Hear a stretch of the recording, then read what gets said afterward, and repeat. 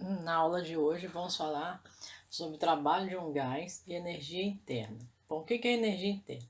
É a soma das energias cinéticas, ou seja, de movimento, né, e potencial, relacionadas ao movimento de átomos e moléculas constituintes de um corpo. Então, todo o corpo ele é formado por átomos e moléculas, né? E essas átomos e moléculas têm a sua energia interna, que seria a energia cinética, que é do movimento, energia potencial, né? E a energia interna ela é diretamente proporcional à temperatura do corpo, né? Então está relacionado com a temperatura do corpo. Trata-se de uma grandeza escalar medida em joules, né? A gente escreve joules, né? No sistema internacional. Então está aqui joules e determinada em função das variáveis. Então a energia interna ela é em função da pressão, né? Do volume, da temperatura termodinâmica de um sistema, e nessa temperatura ela vai estar na escala Kelvin. Nós temos três escalas: Celsius, Fahrenheit e Kelvin. Nessa tipo de temperatura aqui, a gente vai trabalhar com a escala Kelvin.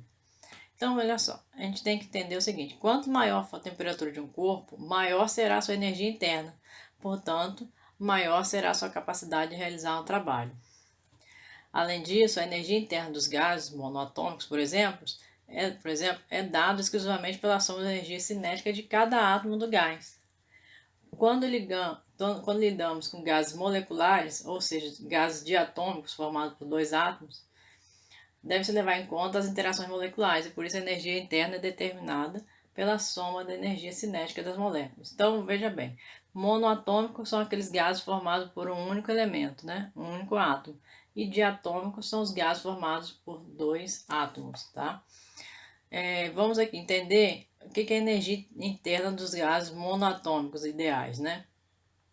Então, caso não exista interação entre átomos de um gás monoatômico ideal, sua energia interna depende exclusivamente de duas variáveis, que é o número de mols e a temperatura desse gás. O número de mols nós chamamos de N, e a temperatura do gás é T, né? T de temperatura. E essa temperatura é sempre na escala Kelvin, tá? Então, nós temos aqui uma fórmula para determinar a energia interna. Na termodinâmica, né, na física, U significa energia interna, é o símbolo para energia interna. Então, quando eu quero determinar a energia interna, eu vou usar a fórmula 3, que é fixo, né? Vezes o número de mol, que é o N, número de mols, R, T. Esse R aqui é a constante universal dos gases perfeitos, então ele tem um valor já fixo. E T é a temperatura. Esse valor do R aqui, como é constante universal dos gases, a gente pode identificar ele como aqui, ó. Ou ele pode estar em ATM, que aí nós colocamos o valor de 0,082, né? No lugar do R, eu vou usar 0,082. Ou eu posso também usar esse valor quando é joules por mol, e aí eu uso 8,31. E para saber qual que vai usar aqui, quando eu estiver fazendo algumas continhas, a gente vai saber identificar, né, de acordo com as unidades que são dadas, se usa o 0,082 ou se usa o 8,31, tá? Então, esse é o valor do R, tá? Temperatura vai variar, número de mols também vai variar. Esse 3 é fixo, esse 2 também, que é da fórmula, tá? Então, olha só, a partir desses conceitos, né, foi formado, né, a equação de Chaperon, que é a dos gases ideais, que é formado pela seguinte equação. Nós temos aqui, ó, PV é igual a nRT. Isso aqui é a equação dos gases ideais. Isso quer dizer que pressão vezes volume é igual ao número de mols vezes a constante R vezes a temperatura. Tá? Então, essa aqui é uma equação muito conhecida quando se quer trabalhar, né, determinar a pressão, o volume dos gases ideais. Né? E aí a gente pode fazer o seguinte, tendo a fórmula da energia interna e a equação, né, dos gases ideais, pode juntar essas duas equações e chegar nessa equação final aqui, ó, que é o cálculo de energia interna. Então, eu posso calcular a energia interna dessa forma aqui, ó, 3 vezes nRT dividido por 2, ou posso posso unir com essa fórmula aqui e chegar nesse conceito de fórmula aqui, que a energia interna é 3 vezes a pressão vezes volume dividido por 2. Por que eu estou falando isso? Porque às vezes você pode encontrar algum exercício que pede para calcular a energia interna e está dando a pressão e volume. Então, ó, como que vai usar essa fórmula aqui se aqui não usa pressão e volume? Então, para calcular a energia interna, eu tenho essa opção aqui de fórmula, usando o número de mols, né, e a constante, a temperatura, ou eu posso também, não, quando não tem a temperatura, usar aqui ó, a pressão e o volume, tá? Essa fórmula aqui e essa fórmula aqui. E aí nós temos aqui a definição, né, de termodinâmica. Termodinâmica é a área da física que estuda as relações entre energia térmica e energia mecânica. Um dos seus temas de estudo é a transformação de calor, que eu chamo de Q, em trabalho, que é representada pela letra T grega, né, que é tal, durante a transformação gasosa, né? Então, olha só, a gente pode perceber que a pressão, eu posso determinar uma pressão dentro dos gases aqui, a pressão vai ser força F dividido pela área, né? Então tá aqui, ó. A pressão é a força, né? A pressão é a força dividida pela área. Ou a força, né? Se eu movimentar essa fórmula aqui, a força tá multiplicando, eu mudo de lado.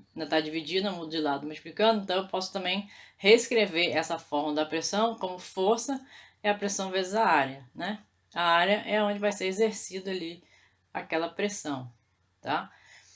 Mas aí o que a gente tem que entender é o seguinte, que o trabalho realizado por um gás pode ser calculado a partir de um gráfico, né?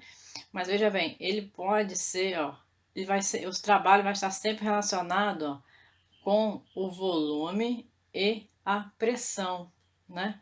Ele vai ser o trabalho, ou seja, esse trabalho do gás vai estar sempre relacionado com pressão e volume. Por isso que eu tenho aqui um gráfico explicando, ó. O gráfico de pressão e volume permite calcular o trabalho realizado pelo gás, né? Então a área compreendida entre as duas variáveis aqui é o trabalho realizado, tá? Aí aqui nós temos aqui, ó, lembrando que trabalho, ó, é força vezes a distância, a altura, né? Então a gente pode pegar essa fórmula aqui e adaptar ela, né, para substituindo aqui na força e utilizar essa pressão, né, força dividido por área ou força é a pressão vezes a área, onde P é pressão, F é a força e A é a área onde a força vai ser exercida, né? Então, por exemplo, se eu vou pressionar, né, aqui, ó, por exemplo, aqui, ó, vamos aqui, ó, eu tenho um líquido aqui, né, um recipiente, tem um gás, tem um líquido aqui, né? Um cilindro tá mostrando aqui. Um gás ideal aqui. Se eu pressionar aqui, ó, descer essa, né, apertar esse êmbolo aqui, ele vai fazer uma pressão nessa, e aí essa aqui vai ser a nossa área, né? Vai ter uma pressão aqui. Então tá aqui, ó, o cilindro da figura contém uma massa de gás ideal. Então tá aqui.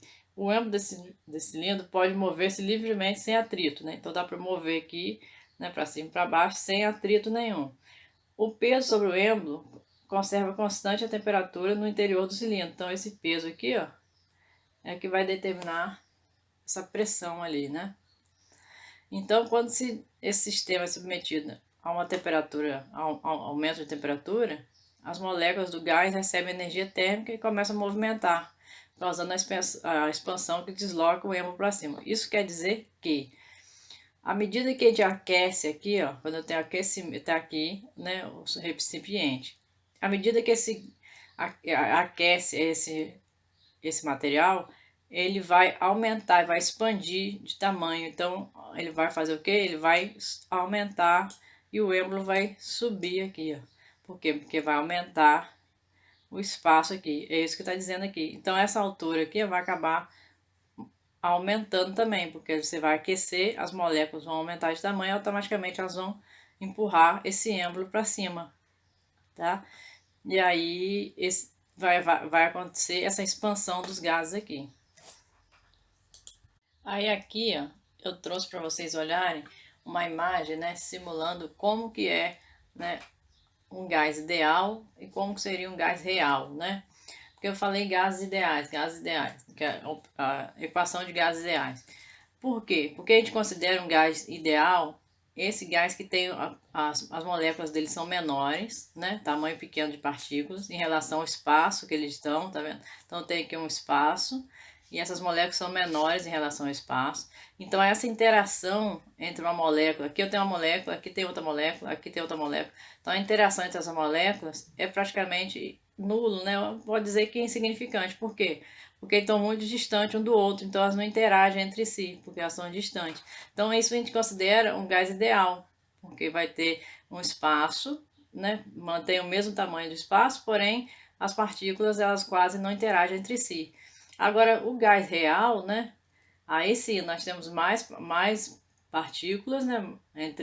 Tem mais quantidade de partículas e esse espaço entre elas é menor. Então, como tem um espaço menor entre uma partícula e outra, aqui, por exemplo, tem um espaço menor entre uma partícula e outra, elas acabam interagindo uma com a outra. Então, essa interação vai modificar as características do gás. Por isso que aquela fórmula, né, PVNRT, a gente considera ela para gases ideais, porque aí não vai levar em consideração essas interações entre moléculas aqui, porque são moléculas separadas, né? Então, tem aqui uma molécula, uma outra, então são separados. Então eu queria mostrar a vocês essa diferença só para saber o que é um gás ideal e o que é um gás real. Agora aqui, ó, eu trouxe para vocês um exemplo, né, de como que a gente pode, vocês podem encontrar o exercício usando essa equação PV-nRT. Então olha só, nossa equação é P vezes V é igual a nRT. Então eu trouxe aqui um exemplo, não tem na apostila de vocês, mas eu trouxe aqui para vocês saberem como que pode ser calculada, né? Usando, como pode fazer os cálculos usando essa equação. Então eu tenho aqui, ó, um botijão de gás propano. Então, né, um gás propano é um tipo de gás, vocês vão ver isso lá no terceiro ano, com volume interno igual a 41 litros. Então, olha só, os dados que a questão vai dar pra gente, ó, dados, volume, 41 litros, que o volume é sempre, nesse caso aqui, a gente vai usar sempre o volume em litros, né? Então, daqui, litros. Contém 10 mols. Então, ó, N não é o número de mols, então N igual a 10 mols. E um gás com temperatura de 27 graus. Temperatura 27 graus Celsius. Admitindo que o gás tenha um comportamento ideal, né? Então, ele está considerando aquele gás comportamento ideal, para poder usar essa formulazinha aqui. Qual será a pressão dentro do botijão? Então, eu quero determinar o quê? Ó, a pressão. Tem o volume, tem o número de mols. O R é aquela constante, aí já foi dado aqui, ó, que vai ser em atm, ó. Então, vai usar 0,082. E a temperatura.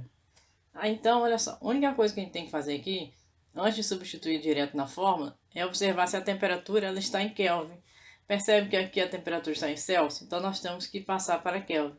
Lembra que nós vimos lá na aula passada que Kelvin é a temperatura em Celsius mais 273, não é isso? 273. Então, a temperatura em Kelvin vai ser 27, que é o que está aqui no exercício, mais 273. Sempre nesse exercício tem que ficar atento a essa temperatura, que às vezes não vem em Kelvin, a gente tem que trabalhar ela só em Kelvin. Então tá aqui, ó, 27 mais 273, 300 Kelvin, né? Então tá aqui. Agora sim, ó, pressão é o que eu quero calcular, então vou repetir, pressão. Volume, que é o V, 41, igual número de mols, 10. Então 10 vezes 0,082 vezes 300. Então agora fica aqui, ó, P vezes 41, né? 41P, né? Igual. E aí nós vamos fazer essa continha aqui, ó. 10 vezes 0,082 vezes 300. Que vai dar 246, né? Conferir.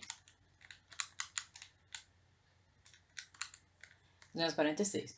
Então, ó, a pressão, o P está aqui, eu quero determinar o P. Então, se ele está multiplicando, muda de lado dividindo, igual uma equação normal. Então, vai ficar 246 dividido por 41. E aí, nós vamos ter que a pressão é igual a 6. 6 o quê? ATM. Porque a gente usou aqui, ó, o valor do R, ó, em ATM.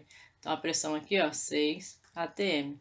Então, quando pedir para calcular a pressão, ó, a gente vai fazer isso aqui. Ou pode também calcular o volume. Ele podia ter dado o volume, né, o 41, e pedir para calcular a pressão. Vai fazer a mesma coisa, tá?